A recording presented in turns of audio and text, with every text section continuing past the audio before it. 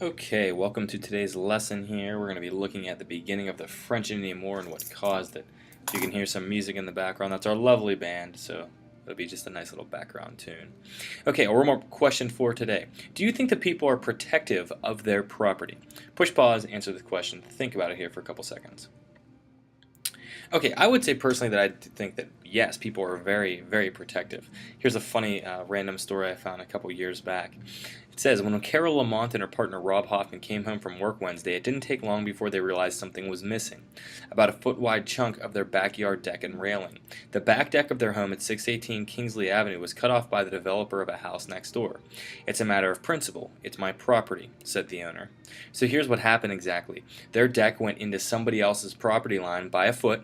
So that person said, okay, I'm just going to cut it off. Sounds pretty interesting, doesn't it? So there we go. Cut it off. Now, on to today. Let's look at the causes for the French Indian War. What actually makes the war start here? We've talked a lot about mercantilism and the idea of competition between France and Britain, or at least we've talked about that a little bit in class here, but let's get to some specifics. So our targets for today. I can explain how England and France came into conflict in America, and second, I can identify the events that sparked the French and Indian War. I want to point out a couple of things really quickly here. When we put in America here, that's because England and France are already battling in Europe. That's a key thing to understand.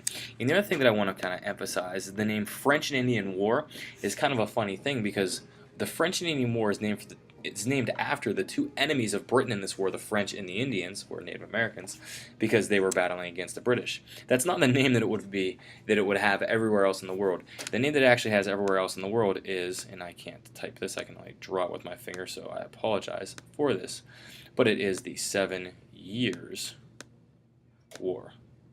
So that is the larger conflict that we're working and kind of looking at. But really, this is just one portion of it, which would be the American portion. Okay? You guys love my handwriting. Don't lie. Oh, target for today. Chuck Norris, Super Wilson. Chuck Norris, what did he try to do? Oh, yeah, he's going to try to throw a lightning bolt at me. Backfire. And then he flies into a random rocket that's sitting there. The bird drops what is a tree, like log there. Yeah, no inappropriate thoughts. Okay, and then the rocket goes flying in outer space where it hits an asteroid, where it blows up into a million pieces, and one of those pieces is sent back to Earth and hits the target. How wonderful. And that's how to hit 2 targets with one Chuck Norris. Chuckle, chuckle, chuckle. Oh boy. Okay, some people never learn. Alright, so let's connect this to mercantilism. Let's look at the inciting action of the war, and then we're going to do a little section on put yourself in their moccasins. Maybe that sounds a little bit stereotypical, but the idea is let's think about being a Native American here, and what is it going to be like for them in this war, because the reality is this is a really, really, really bad situation. That's what I want you to look at. So when we look at it overall, we have Spain that's been conquering down south, Central America, southwestern modern America, even though they don't really have many people there. Mexico, they actually have a really strong hold, and a lot of islands in the Caribbean. Then we have England. England is colonized over here on the east coast. Now, I want to really emphasize something here too as we go. This area over here, where I'm putting the star, all this orange, which is in Canada, is claimed land. That means nothing, basically, if you really want to put it down to.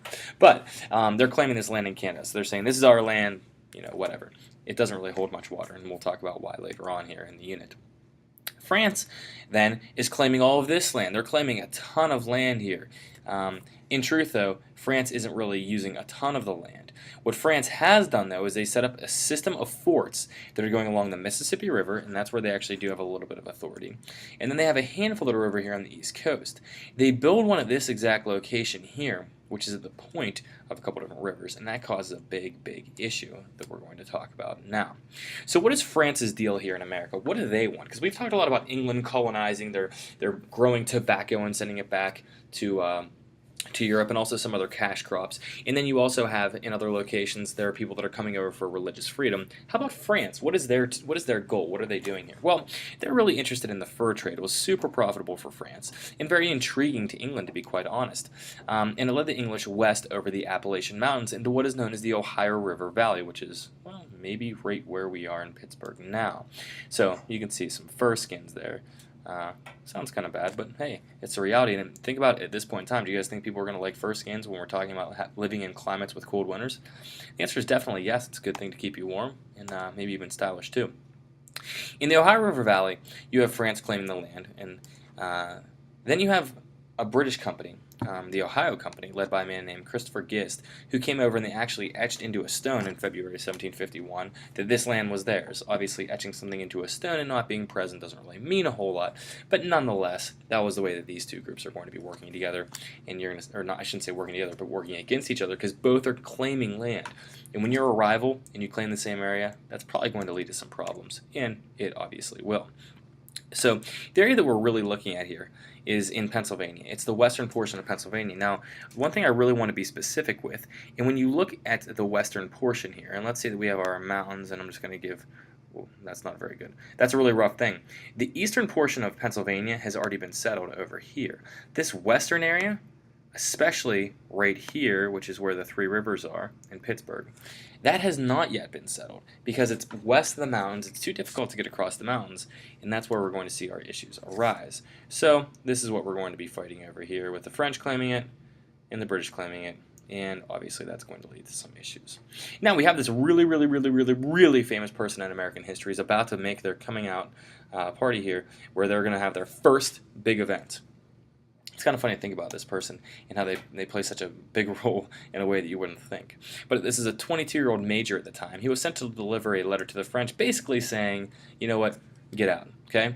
The person who sent him was the Lieutenant Governor of Virginia. His name was Robert Dinwiddie.